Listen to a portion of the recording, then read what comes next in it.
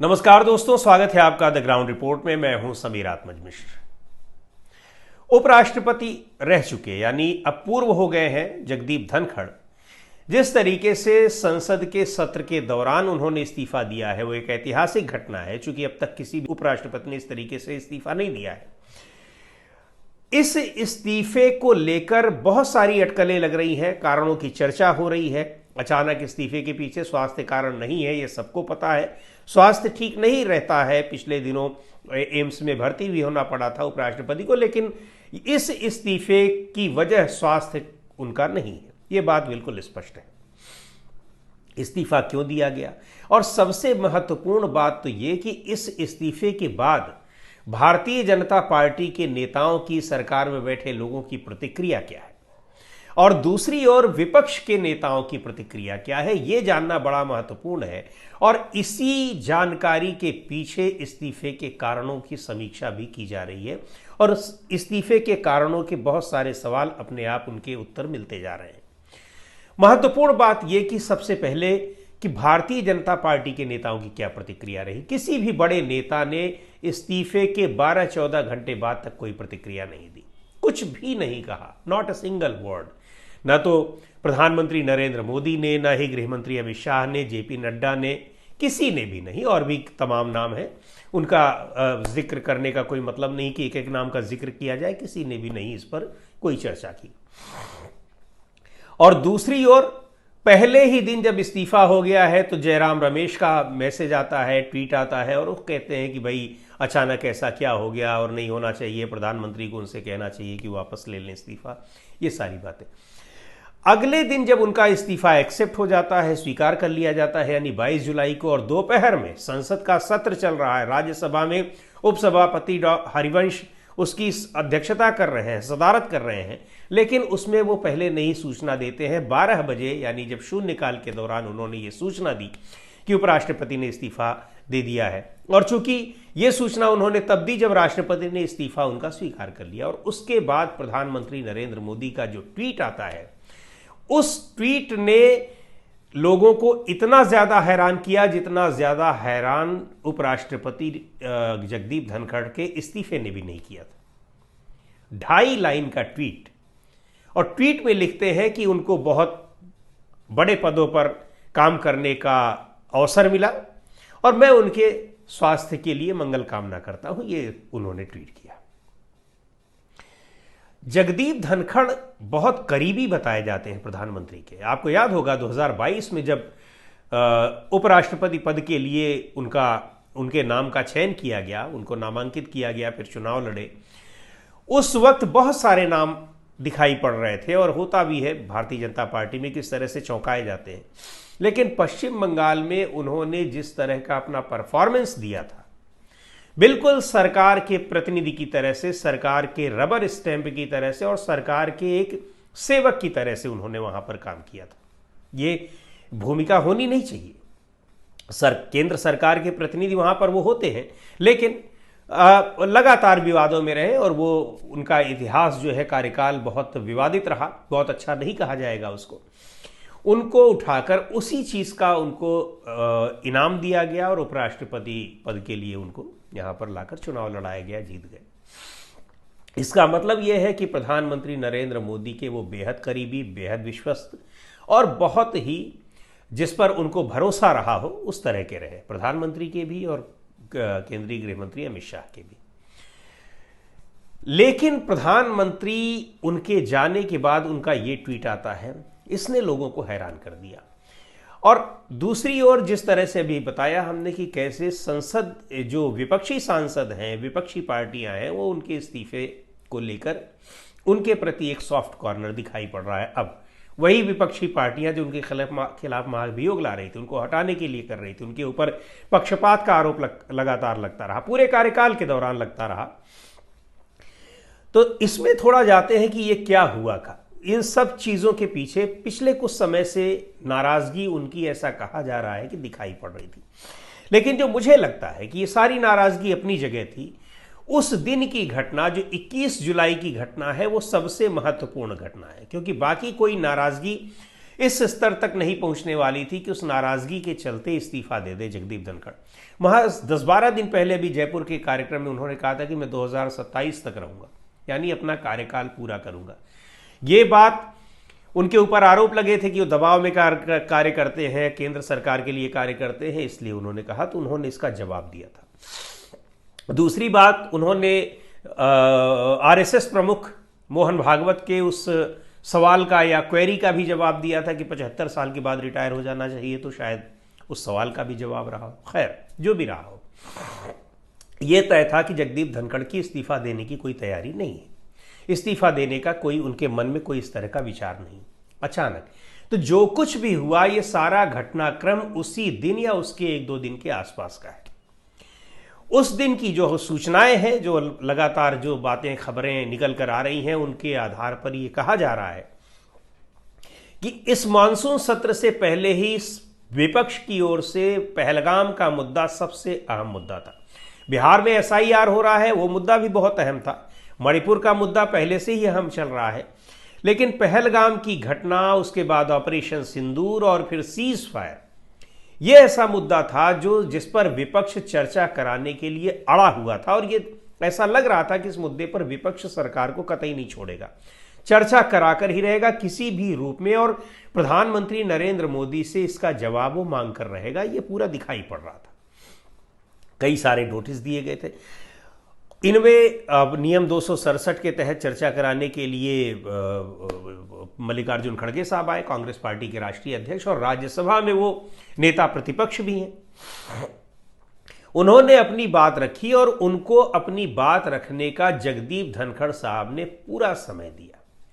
उन्होंने पूरी बात कही कि पहलगाम की घटना के आतंकी अभी तक नहीं मिले हैं, क्या हुआ, प्रधानमंत्री क्यों नहीं बोल रहे हैं, ऑपरेशन सिंदूर में के दौरान जब सीज फायर हमको क्यों करना पड़ा, ट्रंप बार बार कह रहे हैं, यानी ये जो पूरी मांग थी उसको उन्होंने रखा। उसके लिए सत्ता पक्ष के लोग बड़ा शोरगुल कर रहे थे, लेकिन जगदीप धनखड़ साहब ने उनको पूरा समय दिया।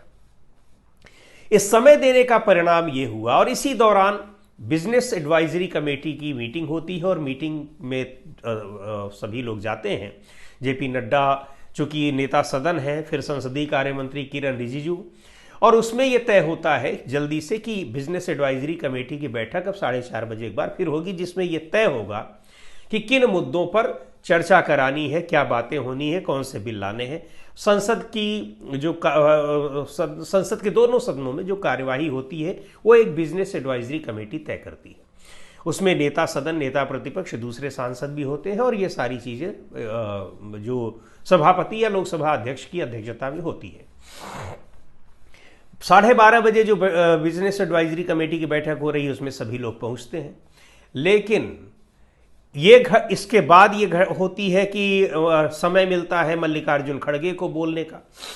फिर जेपी नड्डा बोलते हैं, और जेपी नड्डा का जो व्यवहार था, बोलने का जो तरीका था, वो दिखा रहा था कि मल्लिकार्जुन खड़गे को इतना भी जो मौका दिया जगदीप धनखड़ ने, वो उनको बहुत बुरा लग गया।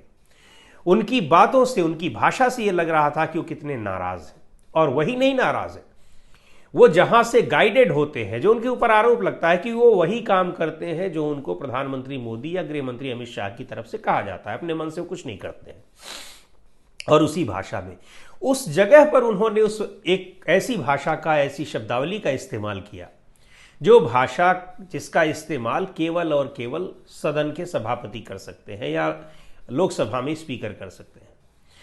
उन्होंने कहा कि यहां nothing will go on record, यानी यहां पर कुछ भी ऐसा रिकॉर्ड में नहीं जाएगा जो आप लोग बोलेंगे। जब विपक्षी सांसद बोल रहे थे, उनकी बातों का प्रतिवाद कर रहे थे, उन्होंने कहा जो मैं बोलूंगा सिर्फ हो जाऊंगा, एंड यू शुड नो, और आपको ये बात पता होनी चाहिए।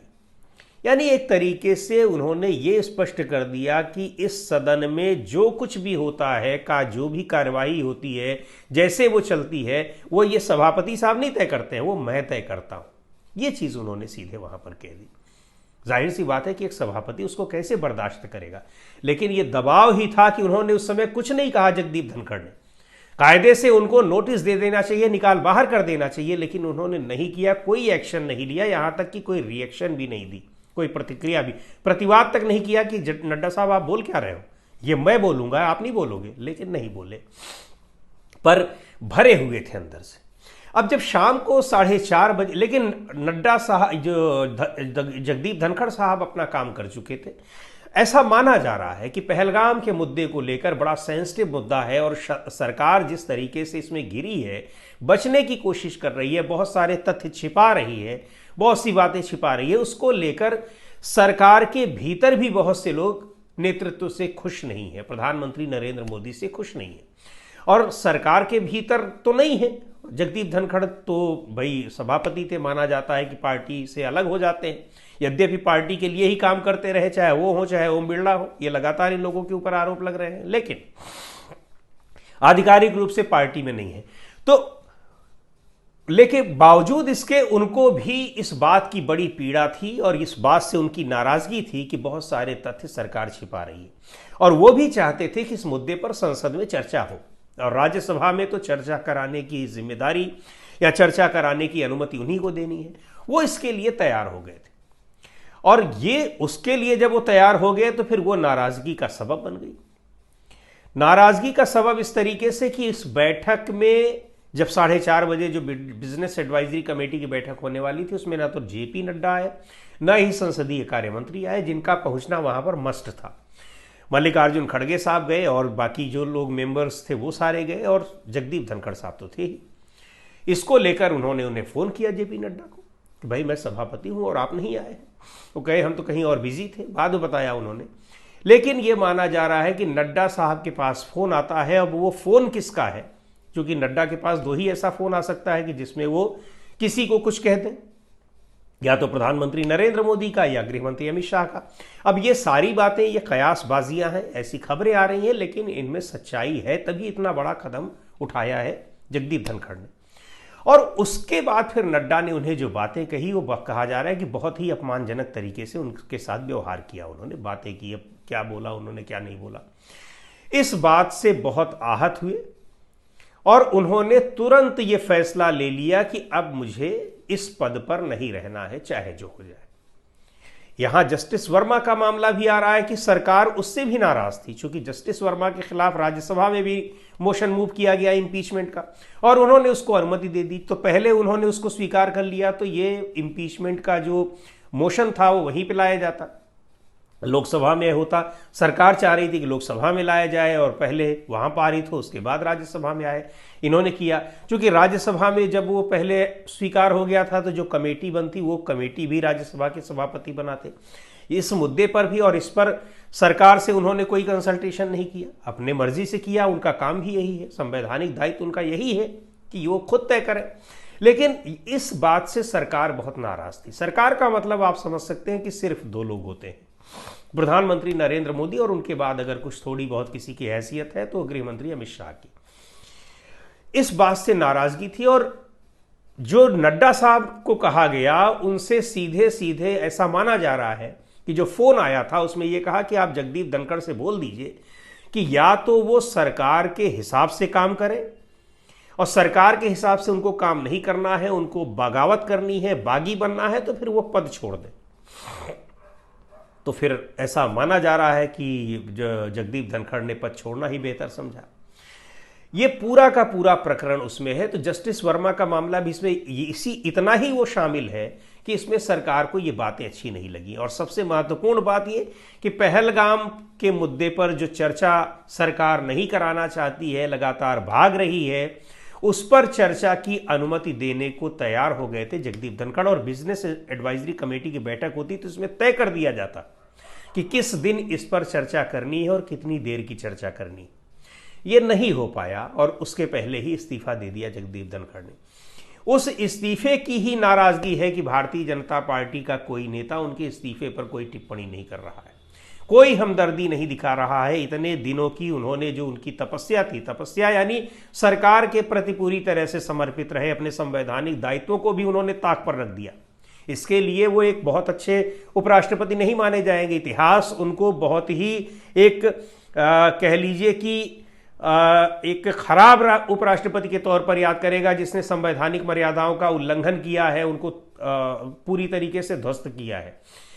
इतना कुछ करने के बावजूद उनका फेयरवेल तक नहीं होगा, यानी उनको एक आदर पूर्वक जो विदाई होती है वो तक नहीं दी जाएगी, ऐसा कहा जा रहा है। प्रधानमंत्री का जो ट्वीट बता रहा है वो बहुत कुछ कह दे रहा है कि जैसे बिल्कुल एक इग्नोर कर दिया गया है कि आप जाओ, ठीक है, आपने इस्तीफा दे दिया। बाकी दूसरे किसी नेता का कोई बयान, कोई टिप्पणी दिखाई भी नहीं पड़ रही है। तो दो चीजें हैं यहां पर। एक तो यह है कि उस जो एक अचानक उन्होंने बगावत का स्वर उठाया था, किसानों को लेकर भी पिछले दिनों उन्होंने कुछ ऐसी बातें कही थी उनके पक्ष में जिससे सरकार नाराज थी। लेकिन इन सब को देखते हुए ऐसा सरकार को लगा कि ये भी शायद अब बगावती तेवर अपना रहे हैं और 2 साल बाद इनको रिटायर हो जाना है, तो कहीं ये सरकार के लिए मुसीबत न बन जाए।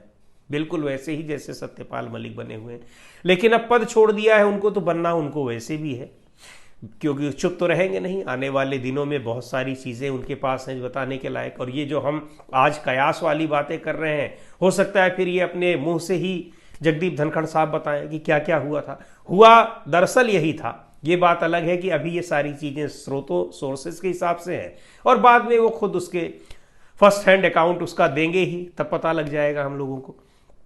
लेकिन सरकार के दबाव में अगर उपराष्ट्रपति, राष्ट्रपति, लोकसभा अध्यक्ष ये लोग काम नहीं कर रहे हैं, उनके लिए सीधे 2 रास्ते हैं कि या तो वो काम करें और नहीं तो अपना पद छोड़ दें। इस तरीके से ये व्यवस्था चल रही है। बाकी इसके अंदर और क्या चीज़ें हैं ये उपराष्ट्रपति रह चुके जगदीप धनखड़ साहब खुद ही आने वाले दिनों में बताएंगे। लेकिन भारतीय जनता पार्टी के नेतृत्व वाली एनडीए सरकार संवैधानिक संस्थाओं को किस तरीके से काम ले रही है, उनका इस्तेमाल कर रही है, उनके प्रति उसका क्या दृष्टिकोण है, ये बहुत साफ दिखाई पड़ता है। और ये भी कि आप उसके लिए कितने भी हद तक नीचे जाकर काम करोगे, लेकिन जहां एक बिंदु ऐसा आया कि आपने उसके अगेंस्ट जाकर, उसके विरुद्ध जाकर काम किया, तो आपको दूध की मक्खी की तरह निकाल दिया जाएगा। तमाम लोगों के लिए ये बहुत बड़ा सबक भी है जो सरकार के किसी भी तरह के कृत्य की वो तारीफ करने में लगे रहते हैं, आलोचना वहां करते नहीं है, कोई बुराई उनको नहीं दिखाई पड़ती।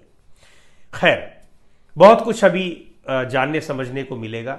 अब इस्तीफा हो ही गया है, नए उपराष्ट्रपति की अब तलाश हो रही है। तलाश यानी चुनाव होगा। तलाश का मतलब लाकर बैठाया नहीं जाएगा, होंगे कोई ऐसे ही, लेकिन औपचारिक रूप से उसका चुनाव होगा और फिर नए राष्ट्रपति चुने जाएंगे। कौन बनते हैं ये देखने वाली बात है। लेकिन निवर्तमान उपराष्ट्रपति ने जो जिस तरीके से इस्तीफा दिया है अपने आप में ऐतिहासिक है और देश की राजनीति में अब एक बड़े परिवर्तन का वो संकेत दे रहा है। किस तरह का परिवर्तन है ये आने वाले दिनों में पता लग जाएगा। आज की वीडियो में इतना ही।